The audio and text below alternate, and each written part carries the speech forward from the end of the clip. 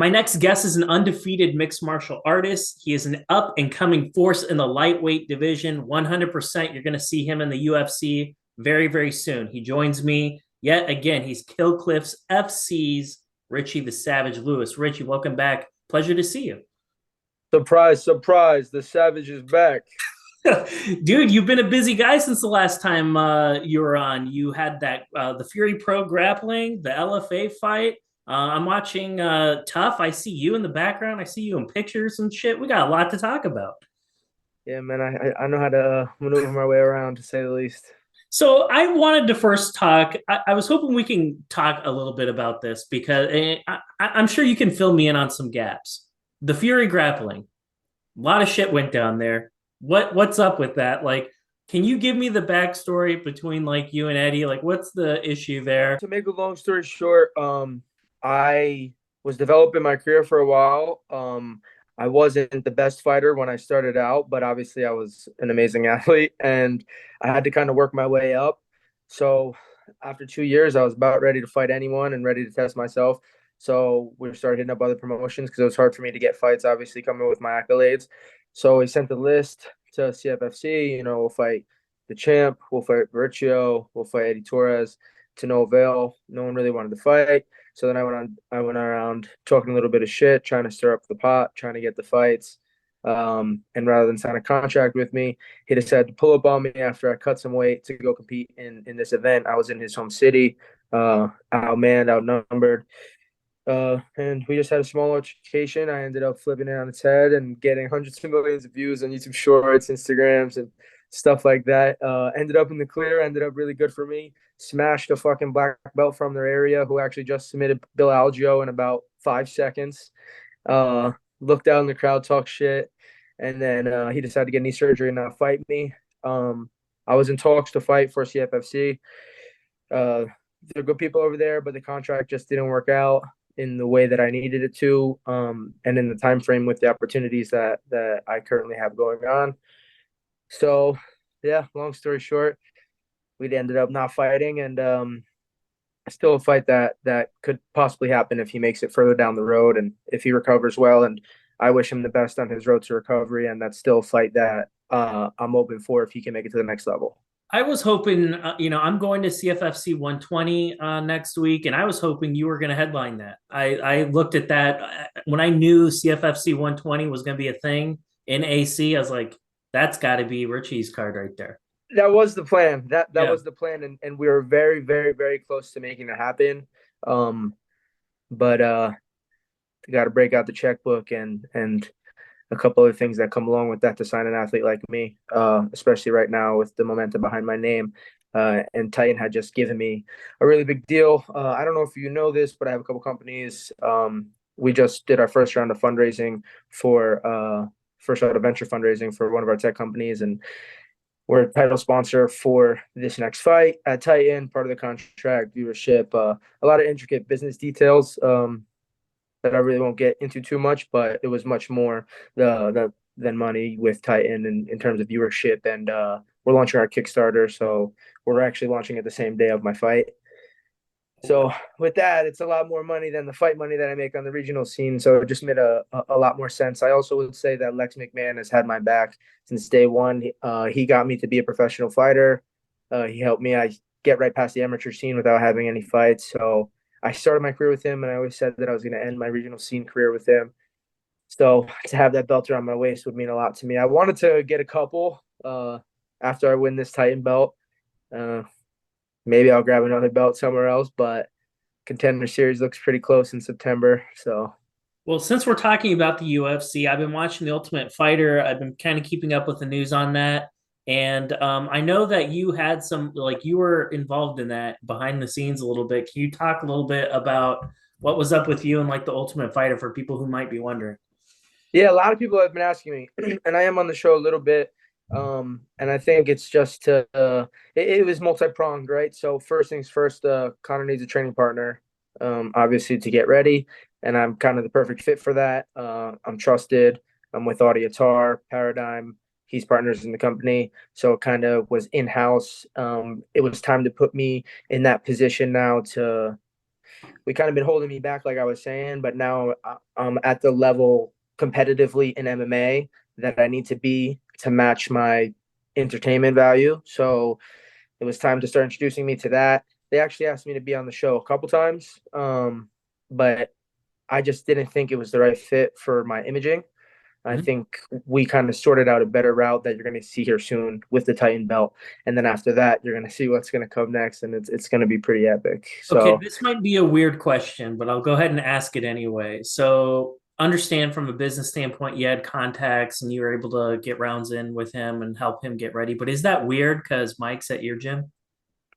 yeah, but it wasn't weird for me because Mike had not asked me to be on the show on his end. I do train with Mike, and I freaking love the guy. I think he's a very hard worker, but business is business, and Conor McGregor is the biggest name in the sport, and he's one of the biggest celebrities in the world.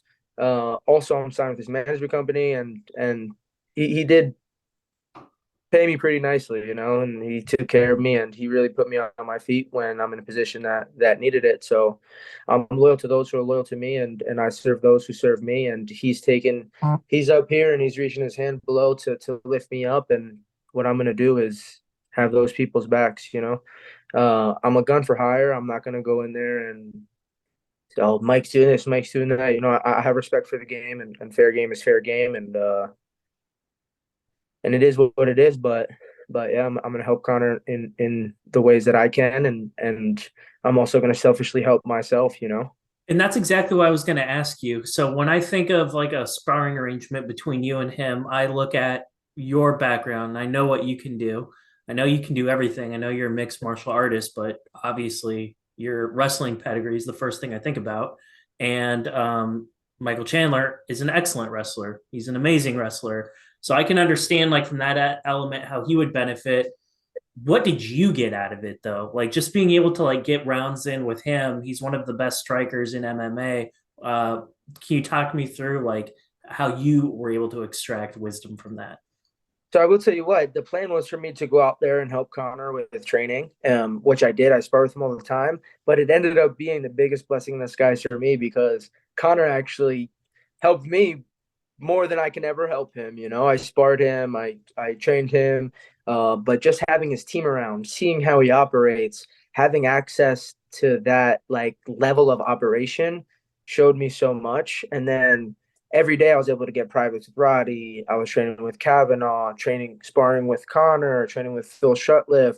So I was getting bulk of the training, and a lot was focused on me, and that's a gratitude and debt that I'll never be able to repay. And obviously, those guys are super secretive, and they just don't let anyone into their camps. The non-Irish guys that have ever entered their camps has been who? Dylan Dennis, Artem, myself. Um, so they've only ever let three guys into their camp. So for them to allow me to do that, and then give me the resources, it was just amazing. And I learned a lot. I learned a lot about striking and the different dynamics because if you think about any kind of combat and any kind of war, uh, generals from different armies, they always have different swords, right? They always have different armor. They always have different shields. Some have maces. So there's these different ways of combat.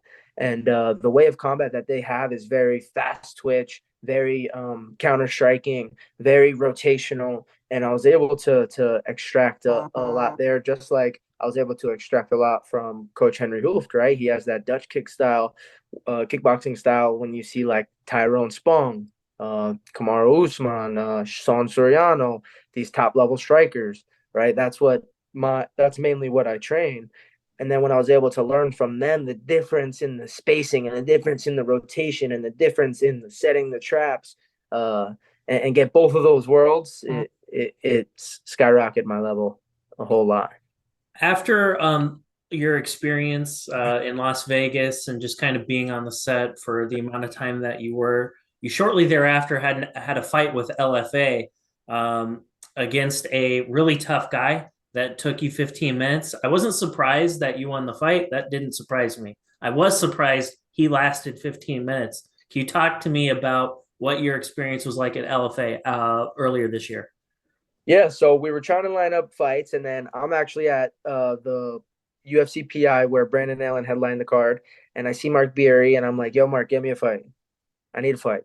And LFA's been trying to find me a fight. I'm like, dude, I don't give a shit what you pay me. I'm like, I don't care where I am on the card. And normally I'm like a stickler for like stipulations and where I am and whatnot. And I was like, just get me a fight. I don't care who the fight's against. Just get me a fight. Um, 2 days later, I got a fight. And when my manager showed me the guy, I was like, oh, I thought they were gonna get me a killer. I'm like, you got me this guy. I mean, I understand he's a tough kid, but his record wasn't like crazy, right? Mhm. So I said, all right, sign the deal. Got ready for the fight, preparing for the fight. Obviously, I never got out of camp because I was in the Ultimate Fighter, but I just cleaned up my diet, cleaned up a couple things, and then 3 weeks before the fight, I ended up sparring with Gilbert before his fight with Jorge Masvidal, like getting him ready the week before. And it was like the 8th, 9th, 10th round of the day, and it was grappling, and we're starting in 50-50. And I ended up having an injury that I won't disclose, but I tore something lightly. And I was like, man, can't believe that happened, but we'll work through it. I was scheduled to get PRP and cortisone injections into it. And I normally stay away from cortisone just because I don't like getting the corticos and getting the anti-inflammation because it affects you. I'm very homeopathic and holistic. And the next day, I got the stomach flu Oh, and I jeez. ended up having to go to the hospital and get IVs and everything. And I couldn't eat for 3 days. And it was just like, are you going to pull out of the fight? I'm like, no shot. I haven't fought in 11 months. I need to get back active. I trained. I trust my training. I trust God. I trust my coaches. And for 2 weeks, I didn't train. And then I sparred on Saturday the week before. So I fight on Friday. I sparred on Saturday. And then I went to wrestling practice on Monday just to burn it out. Coach Greg Jones ran me through one. And then I did my weight cut. And it was You basically didn't train for the last fight. for 3 weeks, yeah. And then I went out there, but I was in very good shape already, and uh, just trusting God and being the athlete that I am and having the abilities that I have, I was able to surpass it and get through it. I really wanted to finish him, but I give a lot of respect to the guy. He was a tough guy, and I was at my best because I didn't get tired. I performed fairly well. I had riding time 14 minutes and 22 seconds. I sliced him up. He just didn't want to get out of there. Maybe if I was had a little bit more training, I would have took more risks in the submission, but I didn't really want to risk it there. But yeah, I'm looking to finish this next one. So let's talk about this next one. For by the time this is released, everyone will know that you're competing for the Titan FC Lightweight Championship. That's a very big deal. Can you talk to me a little bit behind the scenes? Like, how did this opportunity show up at your doorstep? I want to make Titan great again. We're coming up on this political stuff, so that's gonna be what I'm riding with is make Titan great again. I've always had a great relationship with Lex McMahon. Like I said in the beginning, he brought me on the pro scene. Landon was on the Ultimate Fighter, so there is this gap in between, and I never really was a guy that liked the whole belt thing. I'm like, oh, a regional belt. What does that really mean? A regional belt. Okay, you're champ of CFFC, you're champ of Titan. Cage Warriors is a pretty big one because the guys that come out of there have become champions. So I respected that belt. And then one of my teammates, Kevin Sweet Peas, talked to me about how he won his belt and how that lasts with you forever. And just the feeling of having that belt on you, that accomplishment. People don't take it seriously, but people at the next level don't take it too seriously. But it is a very serious thing. And that just got me amped up when he told me that. And I'm like, you know what? I'm going to go win a belt. And then we targeted the CFFC belt. That didn't work out. And as soon as the negotiations started to go left, Lex was like, hey, you want to get on the card? And I'm like, give me the belt. He said, done. And he said, do you have anyone in mind? And I said, yes, I do. Charlie Decca, Jorge Masvidal's young That's who one. you're fighting? Yes, sir. That guy's a beast. That's a great fight. Ah, for me, yeah. Talk to me a little bit. So why Charlie Decca? So for people who don't know, that guy he trains out of Florida. He was on the PFL Challenger Series just a few months ago. He's a skilled guy. He won his fight in the Challenger Series. He didn't end up getting picked up by the PFL. Talk to me a little bit about Decca. Like why him of all people? Why? Because I want someone that's tough. He's a tough out. He's hard nosed. He's a bull. A little bit slow, so I know I'm gonna be quicker than him. I know I'm gonna be better at wrestling than him. But I know he's a crafty fighter. I know he's been around the game for a long time. But I don't just fight just to fight, right? I fight to make money for my family. I fight for glory. I fight for pride, and he has a good name, a good backing, a little bit of that ATT versus Black Zillions that we can bring out. I want to add value and I want to entertain. And fighting a guy that has a big platform and has big names behind him, just like me, is going to bring more people to the show, more eyes to the event, and that's why I do this, man. I want to make Lex as much money as possible. I want to make myself as much money as possible. I want to get as much eyes on me as possible, and I think he can. He brings that opportunity for me to show that. You know. When I think of you, I've said this to a few people, and sometimes people are surprised when I say this about you, but I don't know. I think you might be like the most intelligent fighter I've ever talked to, in the sense that I appreciate the words. when I we really talk about appreciate the that. X's and O's of fighting, I would put up your fighting acumen and what you know to anybody I've ever met in 2.5 years of doing this. You're very intelligent, and you talk about fighting shit that I don't even know what the fuck you're talking about half the time, and I have to Google it and shit. Like you have like this like T1000 like vision, like you see things that happen, and Manifestation. I have the vision and then I create it. There's this thing inside of me. There's this energy that's from God and the Holy Spirit, right? I believe this is my destiny, and I have it inside of me. And my only job is to execute it into reality. And the only way I can do that is by giving my whole life force towards it. So everything that's gonna happen is already inside me, and there's a million ways that it can go. I just have to visualize it because I could see here, right? Time is linear. This is where we are in time right now. This is where I want to go. mm-hmm. Now, the only thing that I have to do is execute the proper game plan to get here, but I could already see it. So, what I'm doing is executing each small step and each small game plan as they unfold and putting my complete energy behind it.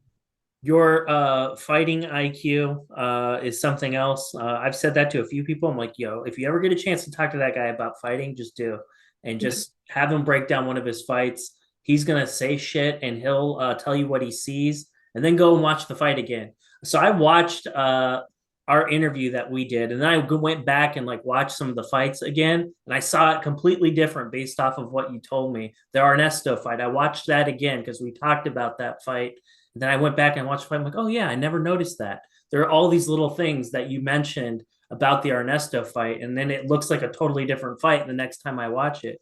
But for Decca in particular, knowing like all the things that you know, when you watched him fight in the Challenger series, like briefly, without getting too like, I don't want you to give anything away or nothing like that, but like briefly, was there anything about what he did that impressed you? Did you see anything? I think he throws. The one thing that impresses me is his durability. The other thing that impresses me is his confidence. He's a straight Miami. I don't know where he's from in Miami, but I'm from like New York City area, New Jersey, right? And to be from kind of like a street area, you have this brazen confidence where even if you know you're down and you're facing a big challenge, you have to believe you're going to win because that's part of the respect that people in our community have for you. So it's always about going out on your shield. So I know that that's the energy that he's going to bring.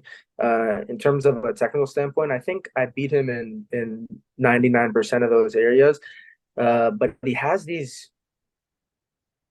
It looks lazy, but they're actually tricky. Mm-hmm. So imagine if I throw a kick, bam, I'm gonna throw it very quickly, or I'm gonna feint and boom throw. He has a little bit of this like lazy drunken monkey like herky jerky where like the timing is different than you see it from a standard fighter. You Mm-hmm. know, if you fight Edson Barbosa, you know he's gonna throw a switch kick, and the second that you're barely gonna see it. He's gonna switch and throw.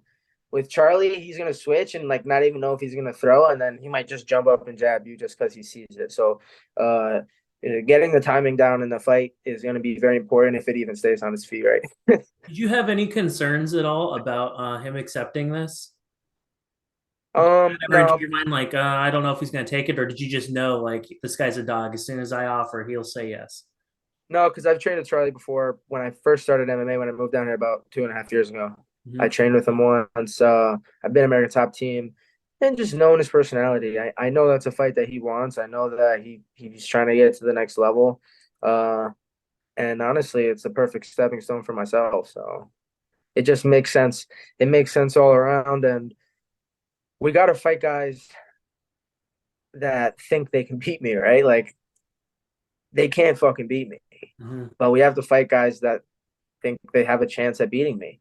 So we just like sniff out the blood and sniff out the guys that think they have a chance, and we fucking rope them in and get them the fuck out of there, you know? Well, it's a huge fight, and you beat a guy like that, and you have earned something. You've earned a title for a major player in the regional MMA scene, which is Titan FC.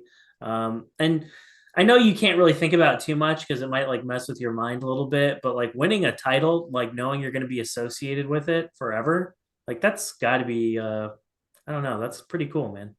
Yeah, this is exciting. So, um, this is gonna be my most exciting fight ever. So you think about it, might be my most exciting fight that I ever have in my entire career, just because this is like a catharsis of me moving to Miami, me giving up my wrestling career, me taking a year and a half off to recover from some things, and then this like turmoil journey and everything that I've been through. This is like a catharsis. This is the one. I win this one,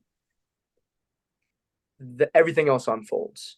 The others have been kind of Ernesto was a big one like this too, where there was a catharsis, but it wasn't a known catharsis. Like for me, it wasn't like it didn't feel like, oh, I'm gonna win this one and then I'm gonna have these opportunities.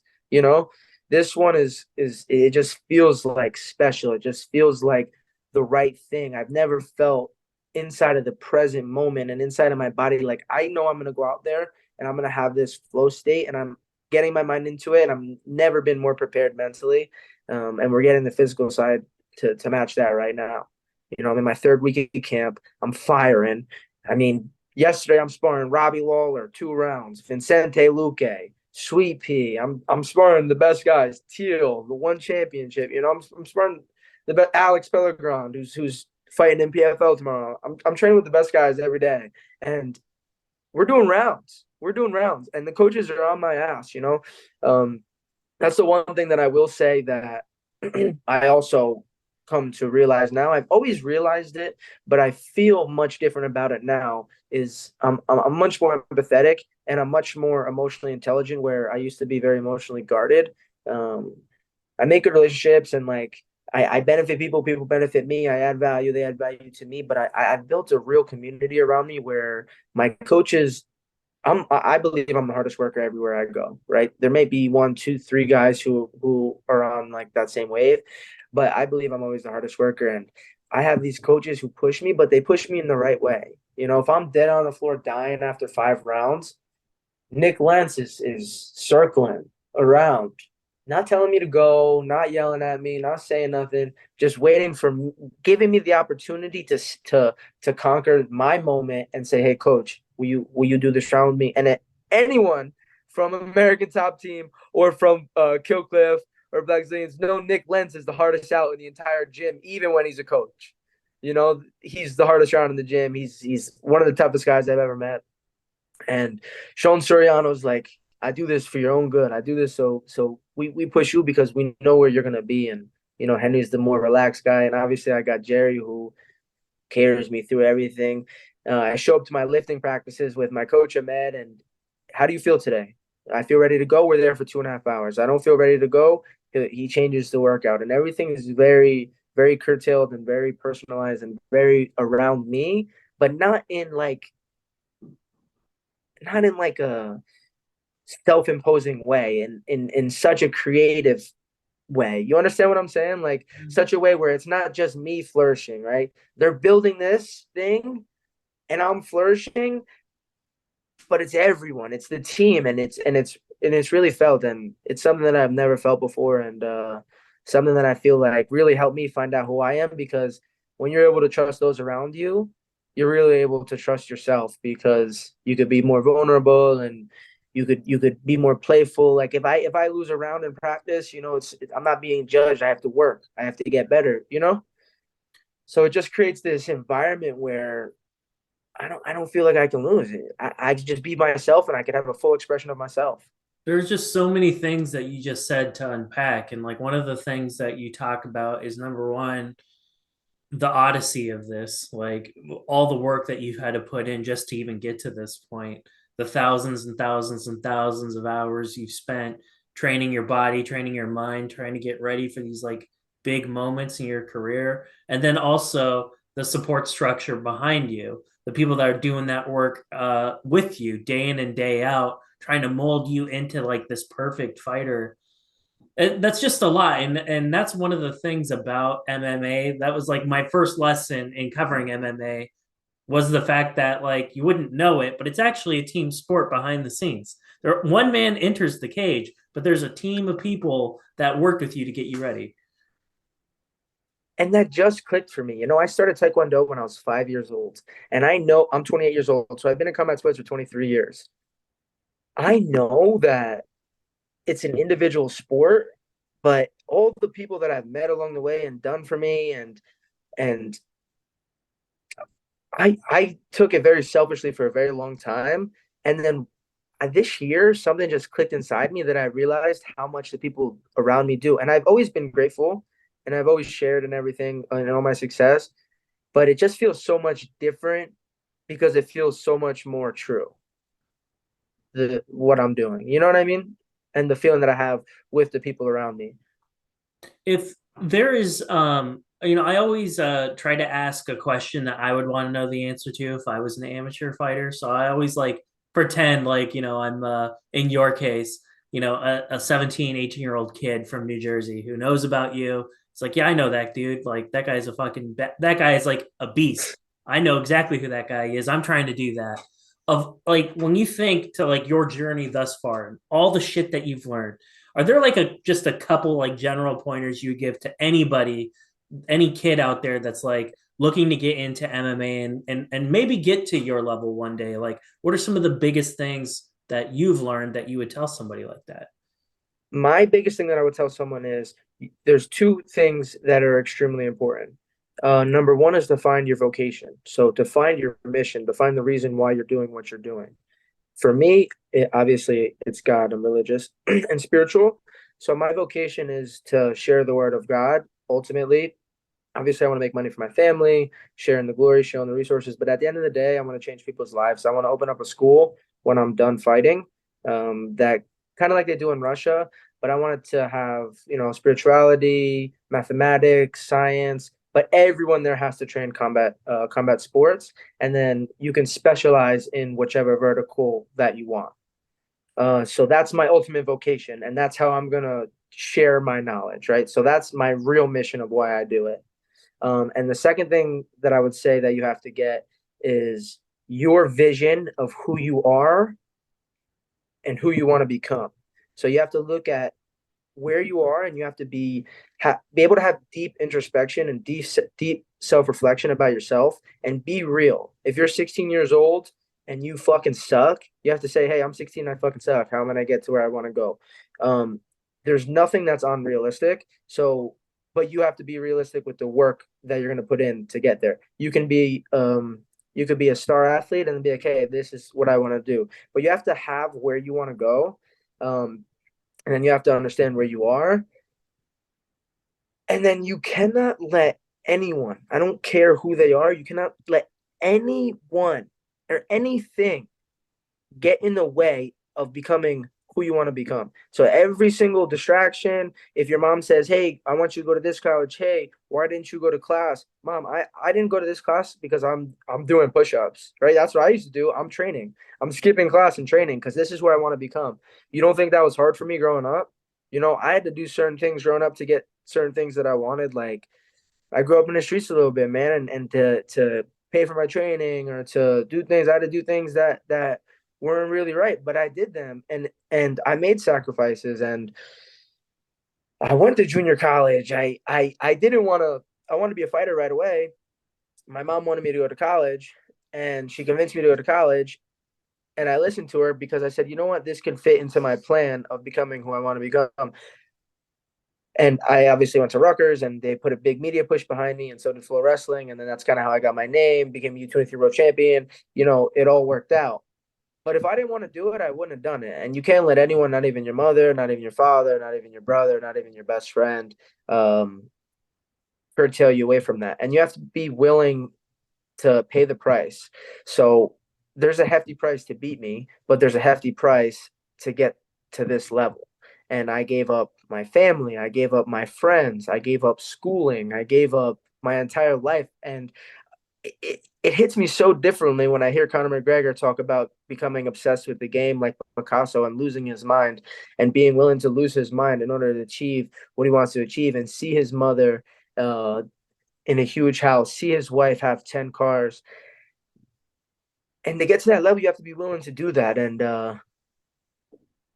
you have to be honest with yourself. So find out who you are, find out where you want to go, find out what you have to do, and be willing to pay the price. And if you're not, do something else. If you're scared, go to church, you know? And this is a it's one of those things like, MMA, and I'm just trying to think about it. It's like, yes, it's physically taxing. Obviously, that's the most obvious thing, but That's the easy part. that's the easy part. It's the mental part is what really is the issue with so many fighters. I've met so many talented fighters, many talented fighters, but the great ones have a certain thing about them mentally, like they have like an aura. They see things differently than normal people. It's an aura, it's an energy. The work is a prerequisite. Everyone can put in work. I come from a blue collar family. My dad wakes up at 5 o'clock in the morning, goes sheetrocks all day, and then comes home, makes money. Me and you work the same amount of it's just as hard. It's all relative. Yeah. It's just what we decide to do. And then look what you're doing now. You're creating this extra opportunity for yourself by doing media. The other guys that you work with are not doing that. Yeah. And those are the things that separate the best and the next level. You know, now you broke the next level. And we just spoke about it earlier. You're breaking through another level in your own path. Yep. And you have to continue to do that and do that and do that. And every time that you do that, the amount of people around you get less. It's like, I'm a 0-0 professional fighter. Okay. How many professional fighters in the lightweights are there in America that are not signed to a big promotion? 13,095. I mean, 1,395. Okay. So I'm one of 1,395. How many are undefeated now? And around 290, right? How many have had a belt? Around 100, right? And every sacrifice that I make, every time my grandma lives in Colombia, I don't see her. She's getting older. My grandma lives in South Carolina. I don't see them. I don't go home for my birthday. I don't see my parents on Mother's Day. Yeah. You get what I'm saying? Like I'm making the sacrifices. What means most to me is God and my family, and I'm making those sacrifices for work to accomplish my goals and to accomplish my end vocation, right? To get where I need to be. And every time, the more time that passes and the more sacrifices that I make, aside from the work, right? I see less people around me and more money in my pocket and closer to my vocation. You understand what I'm saying? It is really interesting because there's a lot of things that you just talked about that I know exactly what you mean. Because like when I first started out, like there were so many other people that just started out, and then the longer and longer you do it, it's like you start like you go back in your mind, like, hey man, oh yeah, I remember that guy. Whatever happened to that guy? He left. Whatever I'll happened give to this you guy? He left. I'm gonna give you a prime example right now in your space. MMA Breeze. Yeah. The man. He was the next one that's coming up. And then all the other big time guys, the schmo, they're like, oh, this guy's coming up, like not giving him respect, not talking to him. He loses his account that he built on his own, and he invests a lot of money and a lot of his hard work. And that's just a test. That's all that is a test. Mm-hmm. If he quits right now, he doesn't deserve to be the man that he was supposed to be. And if because his personality hasn't changed, his relationships haven't changed, people still love that guy. And if he can buckle down and work hard and stay on his mission and pass this test, he will surpass everybody. I've That's how had you get to that. That's how you get to that next level. You have to, with great responsibility comes great power and great sacrifices that you don't realize, or that's the stepping stone right there in front of your face. Yeah. If you're boys with him, you gotta tell him to stop like following me and unfollowing me. It drives me fucking crazy. I had to block him, dude. I did. I had to block him. My bad. Like maybe he's a nice guy, but I got so fucking angry one day. I was in a bad mood, and for like the 10th time in a week, he had like refollowed me. I'm like, and I like, I, I didn't want to like be a dick, so I was just like, I'm blocking this fucking dude, and I forgot to unblock him. Maybe I will, but I don't know. It's He's like, a, bro, just if you want to follow me, follow me. If you don't, then don't. That's fine. But don't fucking keep following me and unfollowing me. That pisses me off. Okay, he's a that's my man. rant. He's one of my good friends. But what happens a lot of times is when brands hire social media companies to help them out, they hire like algorithms to do that. I And know. that's probably part of the reason he got hacked, honestly. And yeah, and we probably shouldn't even talk about that because we're no narcs here. But anyway, Richie, you're the man. I wish you the best of luck. We have a great opportunity. Did you have any sponsors or any people that you want to shout out that have helped you and supported you as you're getting prepared for this title fight? Yeah, so of course I want to thank my team at Killcliff. I want to thank Audiatar for Paradigm, Dave Martin, who's helped me out. Obviously Jerry, he's my go-to. He's my guy. Aber Fitness, our gateway. Conor McGregor, thank you for putting me on, brother. The list can go on and on. My mom, my dad, my brother, my sister, my dog. But it takes a village, and I'm grateful to everybody. And I'm grateful for your time this evening. Richie, I wish you the best of luck, and I look forward to having you back with a new shiny belt. Thank you, man. You the man. I appreciate it.